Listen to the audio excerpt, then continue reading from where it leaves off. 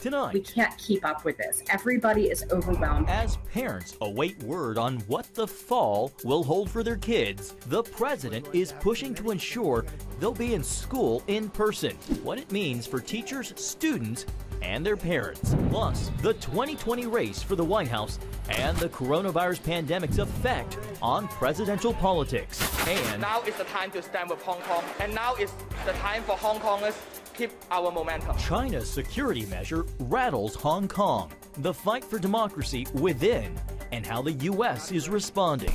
All this and more tonight on Faith Nation.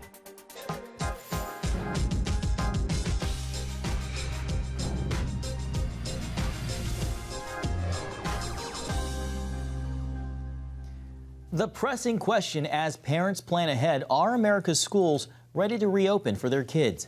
Welcome to Faith Nation. I'm John Jessup. Well, that question comes as states across the country see a rise in coronavirus cases. The United States is closing in on 3 million confirmed infections, while more than 36 million have been tested for the virus. Sunbelt states are facing a particularly tough time right now. Arizona reporting today 117 new deaths in just 24 hours, a record for the state that's seen a 55% rise in cases in just the last week. Even so, the death rate from the virus is falling in the United States, down from its mid-April peak, attributed to increased infections and a younger, less vulnerable population. Well, as the nation gets closer to the beginning of the school year, districts across the country are running out of time to decide. So what will learning look like when summer vacation ends? Today, the President and First Lady Melania Trump hosted a national dialogue on safely reopening America's schools. White House correspondent Ben Kennedy has the details. Ben, it's an issue that has some parents and educators torn. So where does the White House stand? John, you're right. As for that event you were just talking about, it actually took place right after the U.S. withdrew from the WHO. But as you mentioned, the Trump administration wants kids back in the classroom in the fall, saying it is for their health, social, and education benefit. But there really is not a one-size-fit-all solution. John, as you were mentioning the different cases in the various states, some places are facing a spike in cases, so reopening right away might not be the best option. President Trump tweeted out earlier today that schools must open in the fall and followed up with these remarks in the East Room moments ago. We want to get our schools open. We want to get them open quickly, beautifully in the fall. And as you know, this is a disease. It's a horrible disease, but young people do extraordinarily well. Many challenges for children and families can be just as invisible as the virus and just as dangerous. When children are out of school, they are missing more than just time in the classroom. And First Lady Melania Trump has championed the Be Best campaign. But back to some of those schools and universities, Harvard has announced they will go entirely digital in the fall, while other universities like John and I's alma mater, University of Missouri, will be back open in a month. John? Nice shout out, Ben. Ben, how are parents reacting in those districts that aren't reopening, especially the ones who can't stay home with their kids? Well, John, you nailed it right there. Some parents are concerned. They want to go back to work, but either their kids are not old enough to stay home by themselves or they cannot afford childcare. New York writer and blogger Deb Perlman weighed in on this issue. We can't keep up with this. Everybody is overwhelmed and everybody has their hands tied. There are people who have hit pause, like been able to hit the pause button on a project under the idea that September would return some level of normalcy in childcare and like not having your kids there all day. And now they can't, and they're really afraid they're gonna have to leave the workforce. And Florida's education commissioner has ordered in Florida schools reopened for at least 5 days a week, bearing advice otherwise. But in Miami, they're doing a bit of a backtrack. They've seen a spike in cases, more than double in the past 2 weeks. So restaurants and stores are reclosing. Their districts are really looking at whether 5 days is the answer or a bit of a part-time, half at school and half at home. John? Ben, we know where President Trump stands on this issue, so what about Joe Biden, the presumptive Democratic nominee? Well, Biden says, or his message is really about teachers. He wants to protect teachers and make sure they aren't laid off or lose their jobs because of the decisions by the individual districts. And we could have kept every educator employed, but instead, we lost more than 900,000 state and local education jobs since the pandemic started due to budget cutting. This is absolutely thoroughly unacceptable. We're already short the number of teachers we need nationally. Now, Biden has agreed to debate President Trump 3 times leading up to the November election, and you bet education and schools reopening will be one of the big issues that they debate back and forth. John? Thanks, Ben. ABC News chief medical correspondent Dr. Jen Ashton joins us now. Dr. Ashton, it's the question most parents are wondering. Is it safe to send my kids to school this fall? The American Academy of Pediatrics says yes. Should that give parents peace of mind? Well, I agree with them, and I'm a parent, and I just got news that my daughter would not be returning to college in the fall, which I'm pretty disappointed about. I think that parents should be vigilant and not overly concerned and not overly panicked, but this is a different virus than we're used to dealing with, and so some extra precautions need to be taken, both at school, which there are a lot of people working on to make that as safe as possible, and also at home. And I think really the bottom line is that we have to learn how to live with this virus and manage it so it doesn't manage us. And going back to school is critically important, as we know, for many, many reasons. Well, what about for older kids? As you just mentioned, your college-age daughter. What about college campuses? Harvard and Princeton announced their fall coursework will be virtual. With more young people contracting the virus, do you think that that is the safer route? Well, full disclosure, my daughter is a sophomore at Harvard, and so when we got that news yesterday, I was not happy about it. I think that it's important to understand that delaying the inevitable here, may be valuable if you're putting certain systems in place from an operational and medical standpoint. But if it's just delaying and hoping that something miraculously will be better in January than it will be in August or September, I don't think there's any science to support that view. So putting systems in place where you can test, treat, track, and isolate as best you can, and distance people as best you can, which is complicated in a university or college setting, I think you have to try to figure that out in some way, shape, or form, because this is really a clock ticking that these college students are not going to get back. And in some cases, different schools have different resources, of course, but if you treat it like a small city, I think you have to be able to take steps to not be surprised when you get a case. It's how you will respond to those cases when they come up. Dr. Ashton, can you help us drill down some of what we're hearing? For example, if the virus is affecting younger people who aren't as vulnerable, do we still need to be as concerned? Well, I think the short answer is yes, because those young people are generally in contact at some point with an older person, whether it's a parent or a grandparent or a relative or someone that they encounter at work or at school. And so it may not be a risk to that young person, but to someone in a ripple effect in their circle somehow in some way that could become seriously ill or even die of COVID-19. So we all have to take steps as if we are personally infected, keep our distance, wash our hands, keep our hands clean, and wear a mask, not just for our own protection, but really for the protection of those people around us. All right, Dr. Jen Ashton, we always appreciate your insights. Thanks for having me. Well, with the nation dealing with both a pandemic and a racial reckoning, the president's approval ratings have taken a hit less than 4 months before the election. A new Gallup poll shows 38% of Americans approve of how the president is handling his job in the office, down from 49% in early May. And a new NBC News SurveyMonkey poll shows 55% disapprove of how the president has responded to the pandemic.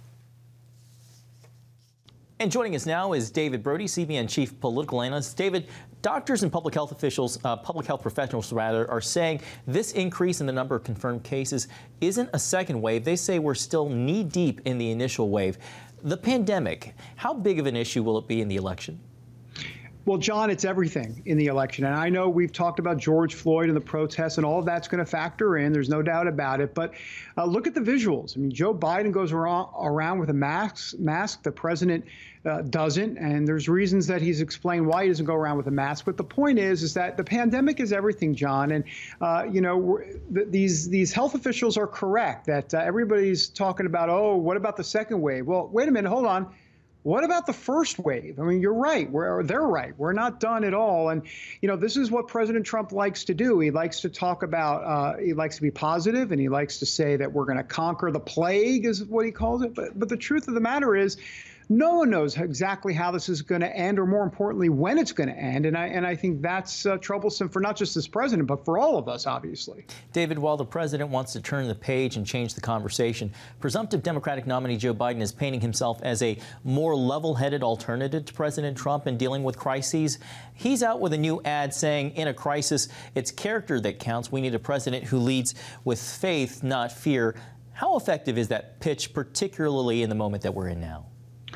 Well, I think it's going to be actually a very effective strategy. The question is, will it carry Biden over the finish line? Look, he's working out of his basement. I guess in a way, aren't we all, to a degree, working out of our basements? So there's some negative to that as it relates to the fact that Donald Trump can paint Biden as a guy that's not stepping up to the plate. But of course, Biden's camp will say, well, he's just doing the right thing. He's being cautious like every single American. And I think that this idea that Biden is out there with a mask, is taking it slow, is pretty much saying, I'm not going to do any campaigning. I'm going to do just these small events. I think that reads the temperature of the country pretty well. And I think that Donald Trump, this would not be good for Donald Trump as it relates to his electoral prospects. We'll see. Once again, look, John, his base, 35% of this country is going to be with him. There's no doubt about it. The question is, can he get those folks in the middle and more of the evangelicals out there as well? David, there seems to be growing consensus among business leaders, doctors, and hospitals. They're all saying that there needs to be a more unified strategy when it comes to fighting the pandemic. There's even some suggestion that we should bring back the daily task force briefings. Any chance the president might greenlight that? No, I mean, well, first of all, let's just dial that back for a moment. I don't think we're ever going to see those briefings that we saw in the first few months ever again, in terms of President Trump holding court for 45 minutes and then Deborah Birx and Fauci and Pence and all. No. Having said that, I think what you're seeing now is kind of targeted strike drone meetings, if you will. In other words, Pence coming out when there's a flare-up. Of course, that's what the White House calls it, a flare-up. A lot of folks would say it's not a flare-up. It's a real problem more than just a flare-up. So I think that's what you're going to see. I think you're going to see targeted strikes as well. In terms of unity, let me just say, look what's happening down in Texas, John. I mean, the governor there wants everyone to wear a mask, ordering them to wear a mask. And if you don't, repeat offenders are going to be fined. And there are some sheriffs that are saying, many sheriffs in Texas are saying, we're not going to fine people. We're going to disobey the governor's order. So they can't even get unity in states, let alone this country. All right. CBN Chief Political Analyst David Brody, we are out of time. Thank you so much for being with us. Thanks, John. Coming up, deepening fears of a loss of freedom as a new Chinese security law crushes hope in Hong Kong. That story when Faith Nation returns. Hey, if you're tired and exhausted all day, you can't think clearly, and you really just need a cup or even a pot of coffee to get through your day, then join me, Dr. Josh Axe, for this new series where I'm going to teach you how to transform your diet and use essential oils and supplements to get a better night's sleep. Wake up to your best life. Call 1-800-700-7000 to get your free DVD or booklet of Protect Your Sleep today. It's about the competition. I kind of put that pressure on myself, and I think people had expectations. It's about overcoming. We use this phrase all the time, keep chopping, keep practicing hard. It's about going the distance. I think as a father, it's my job, to lead. Just be the best husband and father I can be. Watch Going the Distance with Sean Brown Saturday night at 7:30 on the CBN News Channel.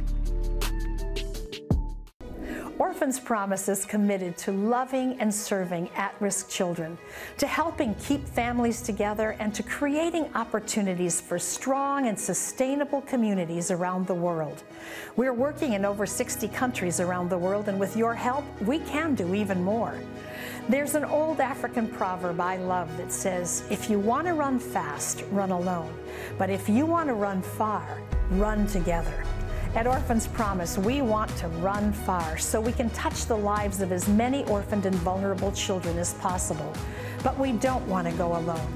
We're out to change the world, one child, one family, one community at a time. Will you join us?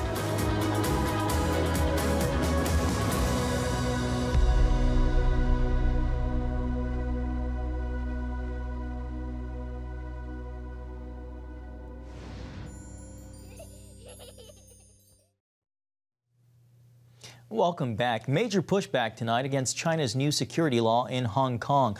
Although the chief executive there says it will not change life as people know it, the measure has already led to arrests, and there's fear many more will come. CBN News national security correspondent Eric Phillips has the latest. Eric, where do things stand now? Well, John, many people say that the major purpose behind this new security law was to quell pro-democracy efforts in Hong Kong. But officials there say that the latitude to create this law has long been a part of their constitution, and it should have happened a long time ago for the good and well-being of everyone. Tuesday, Hong Kong's legislators grilled Chinese government officials about the territory's new national security law, some going as far as to hold up blank pieces of paper, asking if that's a violation. Hong Kong's chief executive, Carrie Lam, coming to the law's defense. Ultimately, time and facts will tell that this law will not undermine human rights and freedoms. This law will restore stability to Hong Kong. The law casts a wide net over anything that could be viewed by Beijing as anti-government. For example, a person shouting slogans or holding up banners calling for independence is violating the law. Police may search any person without a warrant if they deem the circumstances to be exceptional. Restraining orders to freeze or confiscate property can be ordered if there are reasonable grounds to suspect it is endangering national security, and police may apply for a warrant requiring anyone suspected of violating the law to surrender travel documents so they may not leave Hong Kong. Well, I think that using the national security law to erode fundamental freedoms and to create an atmosphere of coercion and self-censorship is a tragedy for Hong Kong. I think the world is watching now to see if one country, two systems is a complete sham. As a professor of political science and international affairs at University of Mary Washington, Dr. Elizabeth Laris specializes in China. This law has a very, very wide sweep, despite Carrie Lam's argument, calming words that this affects just a tiny, tiny number of people. But it has already affected one Hong Kong resident, arrested after driving his motorcycle through the streets and into a line of police with a banner reading, "Liberate Hong Kong, Revolution of Our Times." With the risk of our personal safety, with the threat of life sentencing, we still hope to let the world to know that now is the time to stand with Hong Kong, and now is the time for Hong Kongers keep our momentum. While the U.S. is continually evaluating its relationship with Hong Kong, so is big business. The growing social media app TikTok says it will move its operations out of the economic center. Media companies Facebook, WhatsApp, Google, and Twitter are all assessing this new security law while balking at the possibility of providing user information to Hong Kong authorities, John. And we know you'll keep tracking this developing story for us. CBN's Eric Phillips. Thanks, Eric. And we'll be right back after this. Daddy? Yeah, buddy?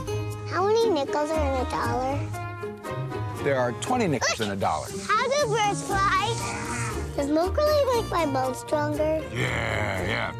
Daddy, when we die, will we go to heaven? Do you have the answer to life's biggest question?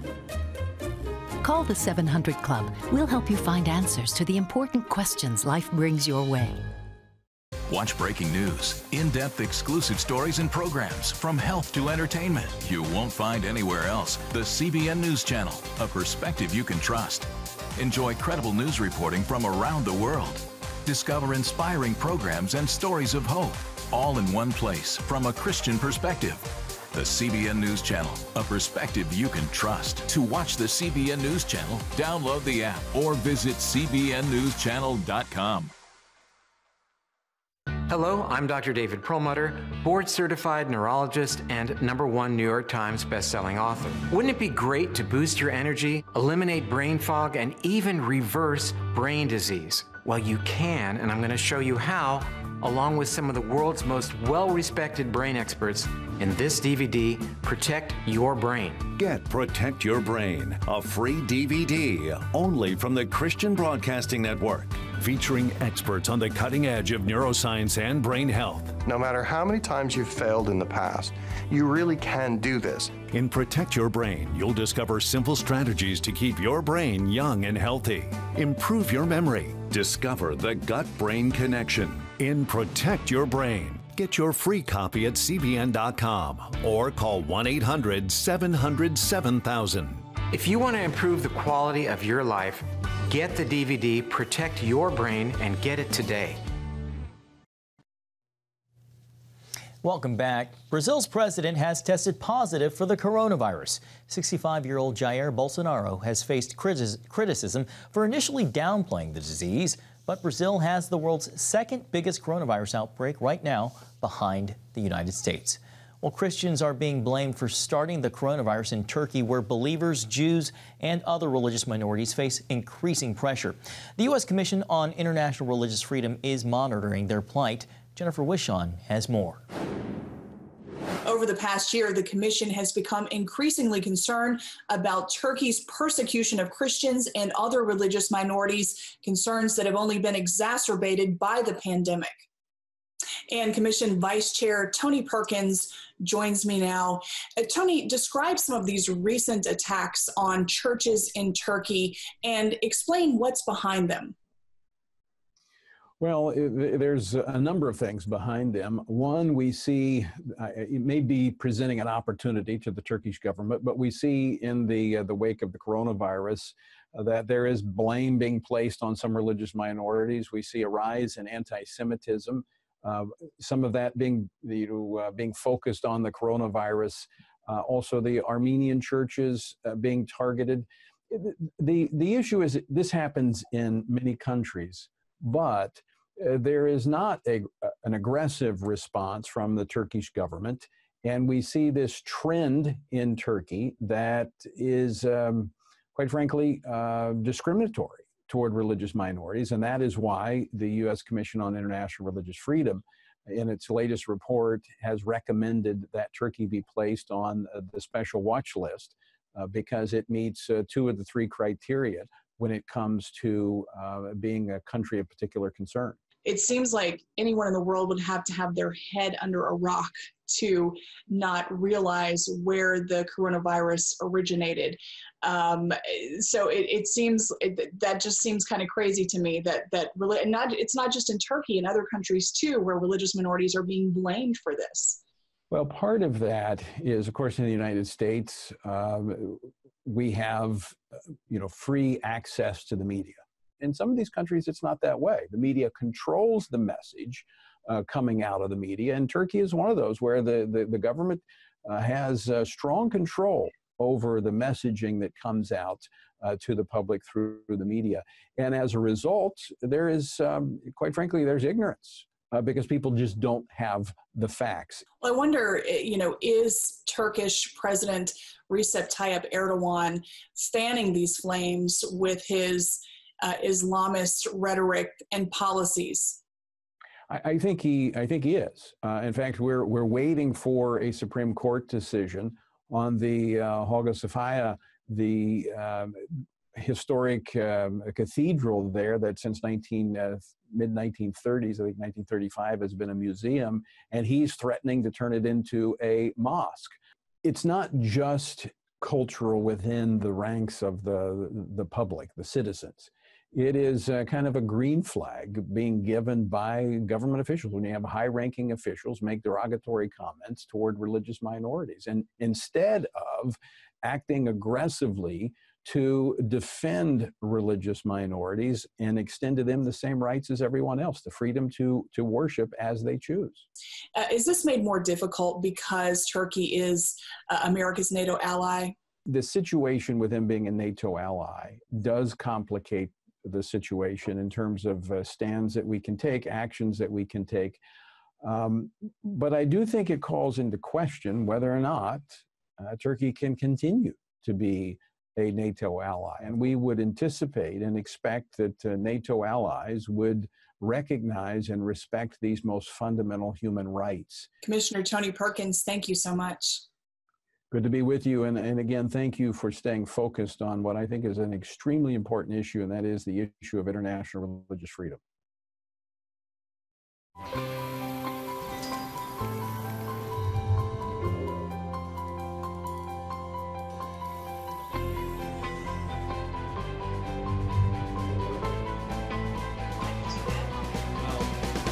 I am Regent's first ROTC graduate student.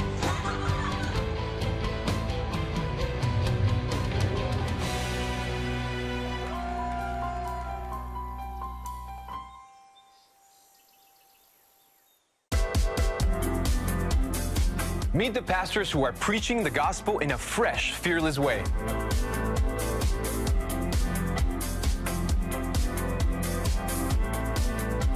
I'm Roberto Torres Cedillo. Join me each week for Next Gen Voices.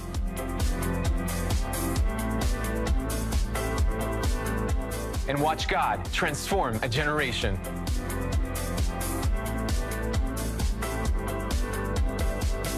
How'd you like to get a redo on your health, on your body, on your arteries, so you could have the energy you had 20 years ago? The great news is you can.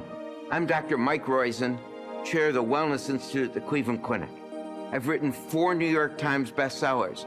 But even better than having to read all that, you can listen to this DVD and watch it. Protect your heart? Yes, you can. Here's how.